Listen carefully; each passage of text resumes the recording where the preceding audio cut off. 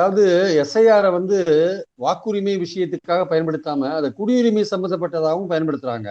அதுதான் இதுல இருக்க ம், ஒரு சிக்கலா இருக்கு.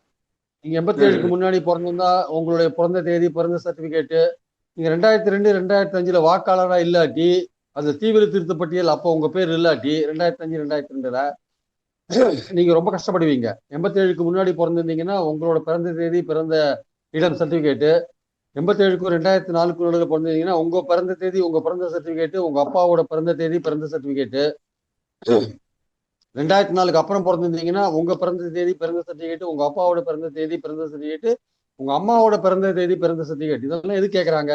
பிறந்த தேதி, பிறந்த இடம், பிறந்த தேதி, பிறந்த இடம் சர்டிபிகேட். அப்பாது அம்மாது ரெண்டுமே கேட்கறாங்க. எது கேட்கறாங்க இதெல்லாம்? வாக்குரிமைக்கும் அதுக்கு என்ன சம்மந்தம் இருக்கு? பெற்றோர் பிறந்த இடத்துக்கும். ஸோ குடியுரிமையை செக் பண்றாங்க. ஸோ குடியுரிமையை செக் பண்ணும்போது பீகார்ல நாங்க ஊடுருவல்காரர்கள் செக் பண்ணோம். நாங்க எத்தனை ஊடுருவல்காரர்களை கண்டுபிடிச்சாங்க பீகார்ல? அதை பத்தி எந்த விவரமும் கிடையாது. ஹோல் எக்ஸசைஸே சார் சந்தேகத்துக்குரிய ஒரு எக்ஸசைஸா இருக்கு. அதனால இது எதிர்க்க வேண்டிய கடமை இருக்கு. எடப்பாடி ஆதரிக்கிறாருன்னா ஒரு பாஜகவுடைய கூட்டணியில இருக்காரு, அவர் ஆதரிக்கிறாரு.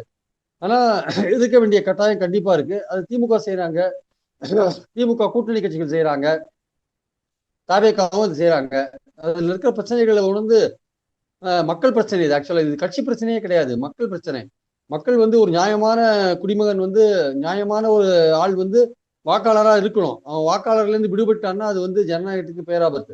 அதனால அந்த மாதிரி ஒவ்வொரு தனிமனித எந்த ஒரு தனி மனிதனும் விடுவிடாமல் அவர்களை வாக்காளர் ஆக்குவதுதான் நம்ம நோக்கமா இருக்கணும். ஆனா இங்க நோக்கம் என்னவா இருக்குன்னா எவ்வளவு பேர் டிராப் பண்ணான்றதான் நோக்கமா இருக்கு. ஸோ இது தவறான ஒரு அணுகுமுறையில வந்து பாஜக தூண்டுதல்ல மத்திய தேர்தல் கமிஷன் இது செய்யறாங்க. ஆக்சுவலா சுப்ரீம் கோர்ட்டும் வந்து தேர்தல் கமிஷனை ஒரு கிடுக்கு இப்படி போட்டு பிடிக்க மாட்டேன்றாங்க. அவங்க கழுவுரிமையில நடுவுரிமையின் மாதிரி போயிட்டு இருக்காங்க.